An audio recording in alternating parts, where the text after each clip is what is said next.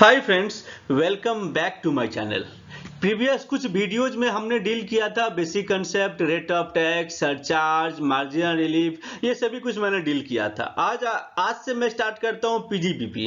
PGBP ये कुछ important concept जैसे आपका Koeman insurance policy, carbon credit, हम पहले इस सब को डील कर लेंगे, फिर आपका सेक्शन 28 से स्टार्ट करेंगे। तो today is day 6 and today's topic of discussion is Keyman insurance policy.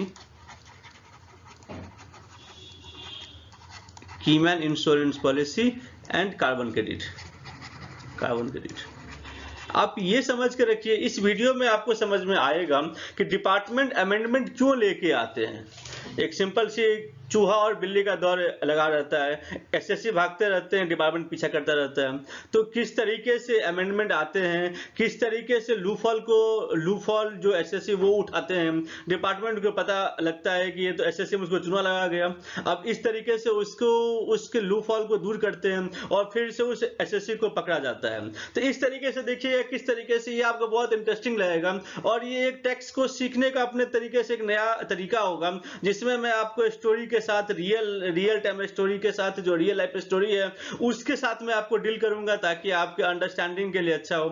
मैं चाहूं तो इस वीडियो को बहुत जल्दी 2 से 3 मिनट में मैं कंप्लीट कर सकता हूं, लेकिन हम इस पर टोटल 20 से 25 मिनट में इस पर दूंगा ताकि आपके अंडरस्टैंडिंग के लिए अच्छा हो और एक बार समझने के बाद दोबारा आपको देखने की, किसी और जगह से पढ़ने की या कुछ और रेफर करने की आवश्यकता नहीं पड़े। तो आइए सबसे पहले हम लोग डील करते हैं कीमन इंश्योरेंस पॉलिसी को लेकर। देखिए नाम क्या है, कीमैन इंश्योरेंस पॉलिसी। इससे आपको क्या पता चलता है, जो एक इंश्योरेंस पॉलिसी लिया जाता है कीमैन के लिए। कीमैन कौन कौन होते हैं? कीमैन इंश्योरेंस पॉलिसी, कीमैन कौन हो गए? कीमैन हो गए कंपनी के एमडी हो गए, सीएफओ हो गए, सीईओ हो गए, जो कंपनी के कीमैन है, जिनके बिना कंपनी नहीं चल सकता है, तो उनके लाइफ के ऊपर एक इंश्योरेंस पॉलिसी लिया जाता है। यदि कीमैन में कुछ होता है तो वो कंपनी का बहुत बड़ा लॉस होगा, इसीलिए उनके लाइफ के ऊपर कीमैन इंश्योरेंस पॉलिसी लिया जाता है। समझ गए? तो कीमैन इंश्योरेंस पॉलिसी कौन लेते हैं? कीमैन इंश्योरेंस पॉलिसी कंपनी लेते हैं। किसके ऊपर लेते हैं? कीमैन जो होते हैं, जैसे एमडी हो गए, सीएफए हो गए, कोई मैनेजर हो गया या कोई अदर चेयरमैन हो गए, उन सब के लाइफ के ऊपर में कीमैन इंश्योरेंस पॉलिसी लिया जाता है। तो एक नॉर्मल सी कंसेप्ट है, जब कहीं भी आप इंश्योरेंस पॉलिसी का प्रीमियम पे करते हो, जब आप बिजनेस इंश्योरेंस पॉलिसी का या जनरल इंश्योरेंस पॉलिसी का प्रीमियम पे करते हो, तो नॉर्मली वो आपका डिडक्टेबल एक्सपेंडिचर माना जाता है, वो आपका एक्सपेंडिचर डिडक्टेबल होता है। तो आपने जो इंश्योरेंस प्रीमियम पे किया, insurance premium on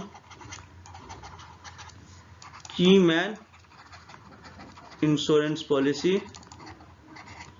is deductible expenditure.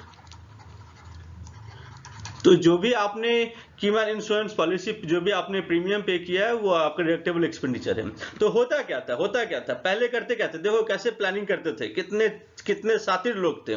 देखिए पहले क्या करते थे, सबसे पहले किसी एक कंपनी ने क्या किया, अपने एमडी के नाम पर 50 करोड़ का पॉलिसी ले लिया। एमडी के नाम पर 50 करोड़ का पॉलिसी ले लिया। अब क्या हुआ, सपोज कीजिए फर्स्ट ईयर, और करते क्या थे, पहले ये पॉलिसी ले लेते थे और जो पॉलिसी ले लिए उसके ऊपर जो प्रीमियम पे किया वो तो आपका डिडक्टेबल एक्सपेंडिचर हो गया, उसके ऊपर आपका रिवेन्यू उससे कम हो गया, और देखा जाए तो 30% टैक्स एप्लीकेबल होता है, तो आपने रिवेन्यू कम कर लिया, 30% आपने सेव कर लिया। 4-5 साल के बाद उस पॉलिसी को वो सरेंडर कर देते थे। तो सरेंडर करने के बाद जो पैसा आपका मिलता था, एक आपका सेक्शन है सेक्शन 1010D। सेक्शन 1010D ये क्या बोलता है कि जो भी पैसा आपको इंश्योरेंस पॉलिसी से मिलता है वो आपका एग्जम्प्ट होता है। जो भी पैसा आपको इंश्योरेंस पॉलिसी से मिलता है वो आपका एग्जम्प्ट होता है। तो नॉर्मली क्या करते थे, पॉलिसी कंपनी ने ले लिया, 5 साल तक, 4 साल तक, 6 साल तक उस पॉलिसी को कंटिन्यू किया, उसके जो आपने प्रीमियम पे किया उसके ऊपर एक्सपेंडिचर को रेवेन्यू से कम कर दिया, आपने उसका बेनिफिट ले लिया, खर्चा आपने उसका बुक कर दिया और फिर उस पॉलिसी को सरेंडर कर दिया, और पॉलिसी सरेंडर करने के बाद से जो पैसा मिला वो पूरा फुल्ली एग्जम्प्ट हो गया, वो पूरा फुल्ली एग्जाम्प्ट हो गया। और इस तरीके से आपने डिपार्टमेंट को चूना लगा गया। हुआ क्या, जब ये पॉलिसी था, जब ये रूल्स थे, तब क्या करते थे, बहुत सारे इंश्योरेंस कंपनी एक पीपीटी बना के कंपनी को प्रेजेंट करते थे कि इस तरीके से आप टैक्स को सेविंग कर सकते हैं और इस तरीके से पैसा भी आपको मिल जाएगा जो पूरा टैक्स फ्री पैसा रहेगा। देखिए एक एग्जांपल से मैं दिखाता हूं आपको। सपोज कीजिए किसी एक कंपनी ने, XYZ कंपनी ने अपने एमडी के नाम पर 50 करोड़ का insurance policy, keyman insurance policy ले लिया। अब क्या हुआ, अब सपोज कीजिए ये आपका प्रीमियम है और ये सरेंडर वैल्यू है। Premium is 1 crore. First year surrender value nil. Next year premium ये आपका हो गया फर्स्ट ईयर, तो नेक्स्ट ईयर प्रीमियम अगेन आपने पे किया सेकंड ईयर में 1 crore. Surrender value for example से 70 लाख। ये मैं आपको आर्बिट्ररी एग्जांपल बता रहा हूं आपको समझाने के लिए। Third year again the policy is 1 crore and the surrender value is 2 crore या 1.5 करोड़। समझ गए, 1.5 crore. Again insurance policy is 1 crore and the surrender value is 3 crore. अब देखना मैं आपको क्या कह रहा हूं कि आपने प्रीमियम पे किया, तो जो आपने यहाँ पर प्रीमियम पे किया 1 करोड़ का, ये आपका डिडक्टेबल एक्सपेंडिचर है अंडर सेक्शन 37। आपने पीजीबीपी में इसका छूट ले लिया, जो भी आपने एक्सपेंडिचर पे किया, तो प्रीमियम आपका रिवेन्यू कम हो गया 1 करोड़ रुपए से। रिवेन्यू आपका कम हो गया, तो रिवेन्यू कम होना मतलब 30% आपने टैक्स को सेव कर लिया। समझ गए। अब क्या किए, इस 1 2 3 4 इस आफ्टर 4 इयर्स आपने इस पॉलिसी को सरेंडर कर दिया और आपको जो 3 करोड़ रुपए मिल गया वो पूरा का पूरा सेक्शन 1010D में एग्जम्प्ट हो गया। सेक्शन 1010D में एग्जम्प्ट हो गया। आइदर ये पैसा क्या किए, ये पैसा कंपनी आइदर अपने नाम पर ले लिया या इस पॉलिसी को इंडोर्स कर दिया एमडी को, और एमडी को वो पॉलिसी मिल गया और एमडी को वो पैसा मिल गया। चूंकि एमडी को ये पैसा मिला जो इंश्योरेंस से मिला, तो ये एमडी के हैंड में एग्जम्प्ट हो गया, या यदि ये कंपनी भी किया तो कंपनी के हैंड में एग्जम्प्ट हो गया। इस तरीके से टैक्स प्लानिंग करते थे कि आपने 4 करोड़ का एक्सपेंडिचर भी क्लेम कर लिया और 3 करोड़ जो मिला वो आपका टैक्स फ्री भी हो गया। ठीक है, गवर्नमेंट ने इसको नोटिस किया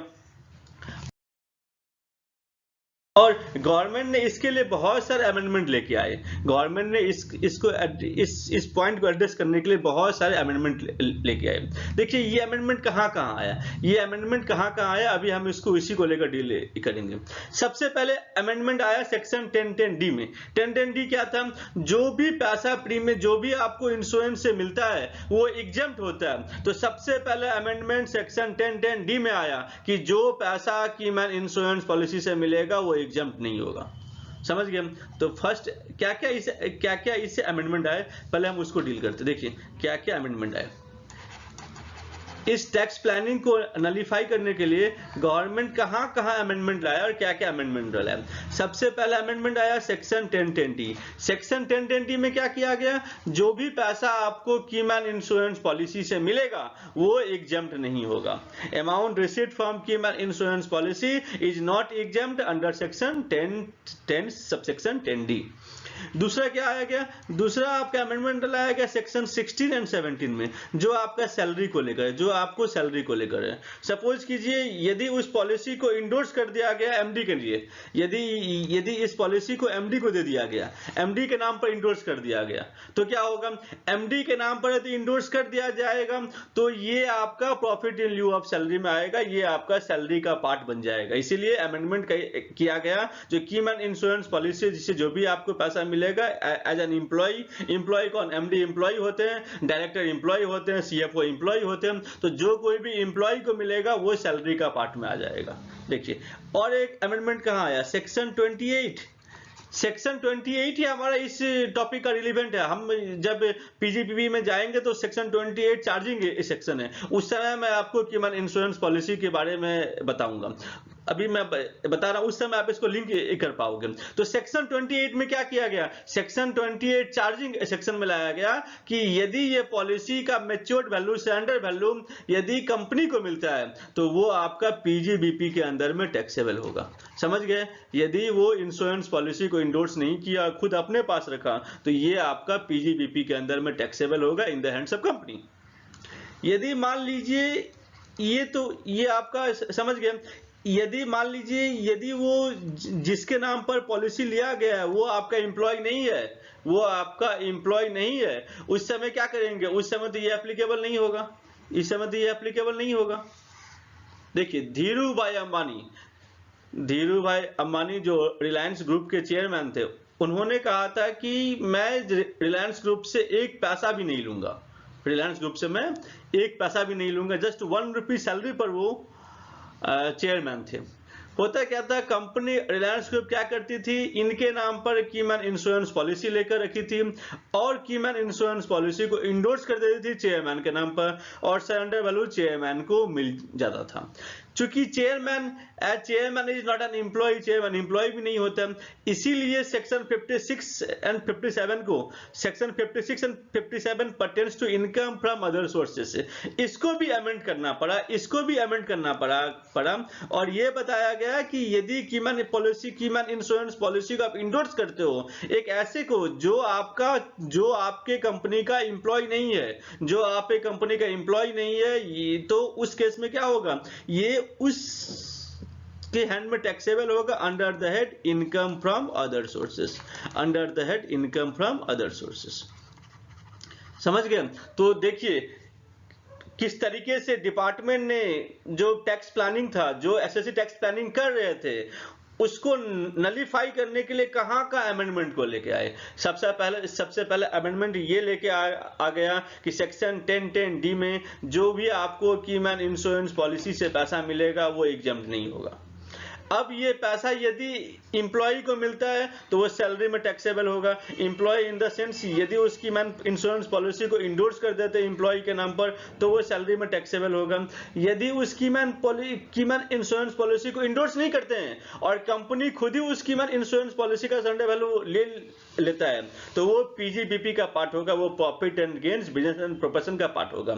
यदि उस कीमैन इंश्योरेंस पॉलिसी को इंडोर्स कर दिया गया कुछ ऐसे के नाम पर जो आप माने किसी ऐसे के नाम पर इंडोर्स किया पॉलिसी लिया गया था जो नहीं एम्प्लॉय है, जैसे आपका चेयरमैन हो गया, chairman is not the employ, कुछ अदर प्रमोटर्स हो गए जो एम्प्लॉय नहीं होते हैं, यदि उनके नाम पर इंडोर्स कर दिया गया तो ये आपका इनकम फ्रॉम अदर सोर्सेस का पार्ट में आ जाएगा, ये आपका इनकम फ्रॉम अदर सोर्सेस के पार्ट में आ जाएगा। समझ गए? तो मेरे ख्याल से ये कंसेप्ट आपको क्लियरली समझ में आ गया होगा। तो हम लोग जब सेक्शन 28 रीड करेंगे तो मैं आपको बताऊंगा कि चार्जिंग सेक्शन में आपको बोलूंगा कि जो पैसा कीमैन इंश्योरेंस पॉलिसी से कंपनी को मिलता है वो पीजीबीपी का पार्ट होता है। समझ गए? आगे बढ़ते हैं। नेक्स्ट एक कंसेप्ट है कार्बन क्रेडिट। एक कंसेप्ट आपका है कार्बन क्रेडिट। ये कार्बन क्रेडिट ही बहुत इंपॉर्टेंट कंसेप्ट है। कार्बन क्रेडिट भी बहुत इंपॉर्टेंट कंसेप्ट है। कार्बन क्रेडिट क्या होता है? कार्बन क्रेडिट आप लोगों ने सुना होगा। Carbon credit in the year 2002 पूरा वर्ल्ड का टेम्परेचर ऑटोमेटिक शूट अप कर गया, हाई हो गया।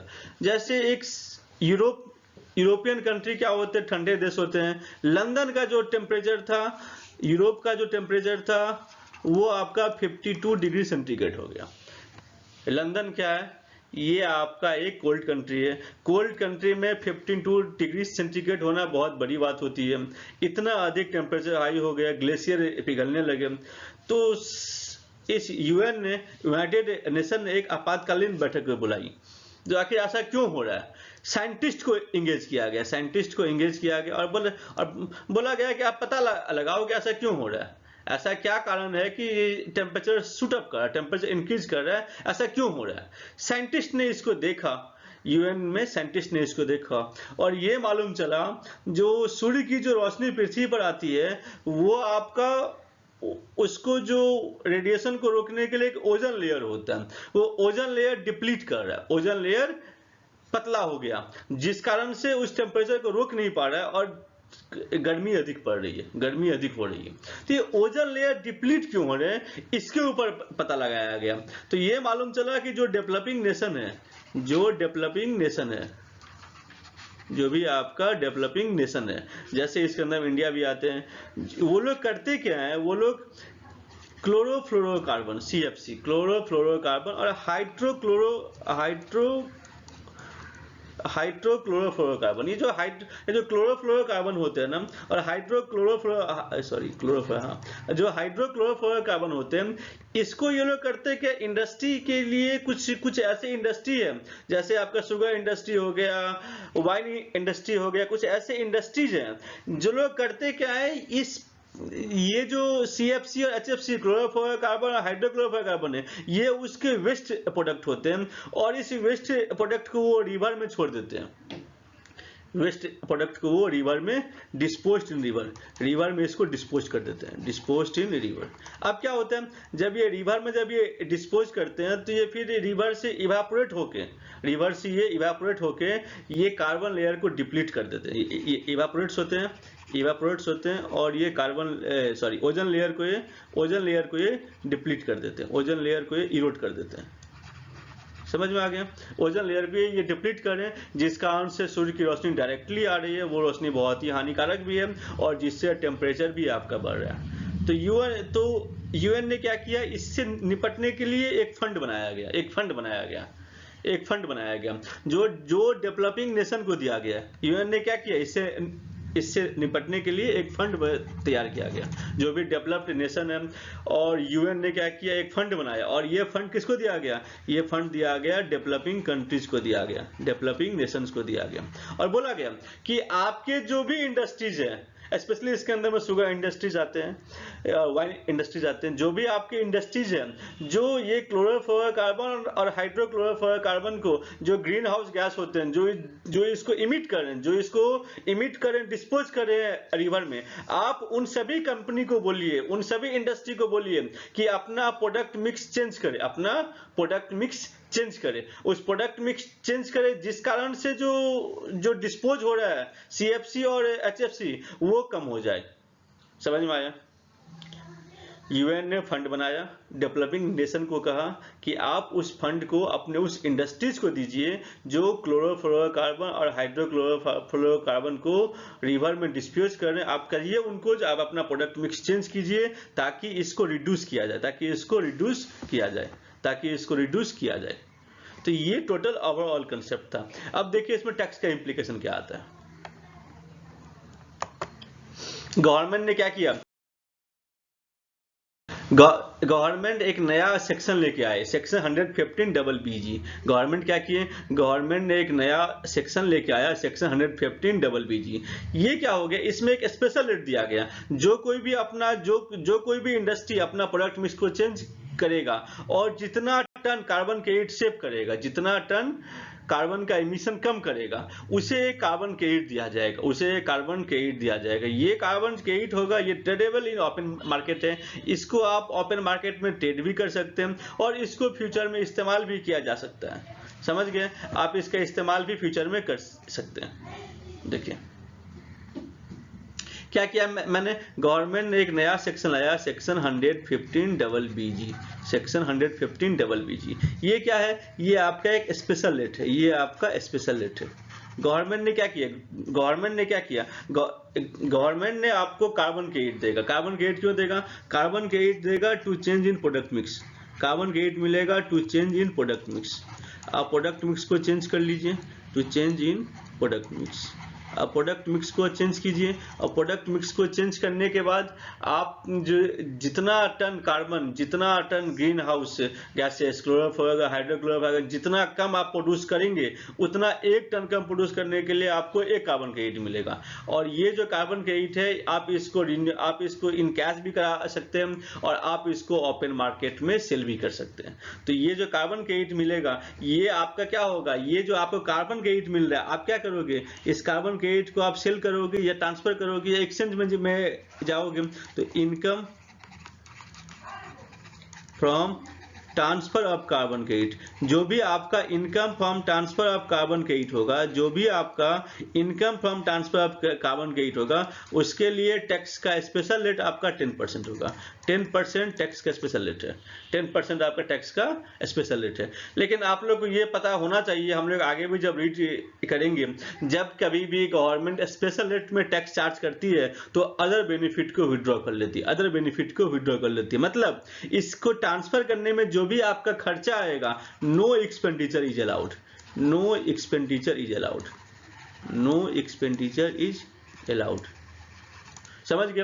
कुछ भी खर्चा आपका अलाउ नहीं होगा। सपोज कीजिए आपके ऐसा एग्जाम में सम आ सकता है कि आपने कार्बन क्रेडिट को सेल किया फॉर से फॉर 1 करोड़ रुपीज, और उस सेल करने में आपका जो खर्चा हो गया वो 10 लाख का या 5 लाख का जो एक्सपेंडिचर हो गया। तो क्या ये 5 लाख आपने पीएल के डेबिट में आपने दिखाया है to exchange on to expenditure on exchange on transfer of carbon credit, उसके लिए आपका 10,000 रुपीज आपका खर्चा में दिखाया गया। तो क्या ये 10,000 रुपीज जो आपने खर्चा में दिखाया है, क्या ये अलाउेबल एक्सपेंडिचर है? नहीं, आप उसको ऐड बैक कर दोगे, आप उसको ऐड बैक कर दोगे। और जो 1 करोड़ रुपीज जो आपको मिला है उसके ऊपर tax rate, special tax rate होगा 115 BG में, जो आपका 10% है, जो आपका 10% है। समझ गए? तो इसके ऊपर एग्जाम में पहले सम आया हुआ है कि कार्बन क्रेडिट का जो खर्चा आपके पीएल के डेबिट में दिखाया गया है, जैसे वो आपका पीएल के डेबिट में दिखाएगा, आप उसको डिसअलाउ कर दोगे और उसको ऐड बैक कर दोगे। उतने रुपये से जो एक्सपेंडिचर हुआ है उससे आप रुपया से आप उस प्रॉफिट को, नेट प्रॉफिट को आप इंक्रीज कर दोगे।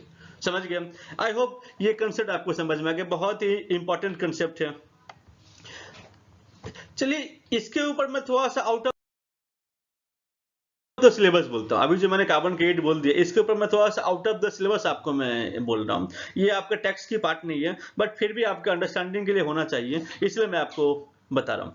ये जो भी कार्बन क्रेडिट को जो सेल करते हैं, ये नॉर्मली क्या होता है, अदर कंट्री में तो ये बहुत नॉर्मली ट्रेड होता है, लेकिन इंडिया में अभी तक ऐसा कोई एक्सचेंज नहीं, इंडिया में अभी तक ऐसा कोई एक्सचेंज नहीं है। आपने एक कंपनी का नाम सुना होगा IEX। इस कंपनी क्या करती है, IEX शेयर मार्केट में लिस्टेड कंपनी है, ये एक्सचेंज वाली कंपनी है। ये कंपनी कार्बन क्रेडिट के बिजनेस में आने वाली है, ये कंपनी कार्बन क्रेडिट के बिजनेस में आने वाली है। यदि कि इसको परमिशन मिल जाता है सेबी से, गवर्नमेंट ऑफ इंडिया से, यदि इसको परमिशन मिल जाता है कि आप एक्सचेंज सेटअप कर सकते हैं, तो मान के चलिए कि ये आपका गेम चेंजर होगा और इसके जो शेयर प्राइसेस होंगे वो बहुत इंक्रीज होने वाले हैं, बहुत हाई होने वाले हैं। ठीक है, तो जो लोग भी शेयर मार्केट में इंटरेस्टेड है, मैं ये उनके लिए कह रहा हूँ कि जो इंडियन जो इंफॉर्मेशन इंडियन, पता है इसका नाम मुझे याद नहीं आ रहा है, जो IEX जो लिमिटेड है ना, इसके जो शेयर है ये बहुत ही आने वाले दिनों में ये हाई होने वाले हैं। ठीक है, तो ये आपके लिए एक बोनस था, टैक्स के अलावा मैंने शेयर मार्केट के ऊपर आपको कहा था। सो थैंक यू फ्रेंड्स, आज के लिए इतना ही। आपको वीडियो कैसा लगा काइंडली आप मुझे बताइएगा, और मैं इस वीडियो को यहीं पर एंड करता हूं। और please give your comment in your comment box, I love to read your comment and give reply on that. Stay connected with my channel for more updates. Thank you friends.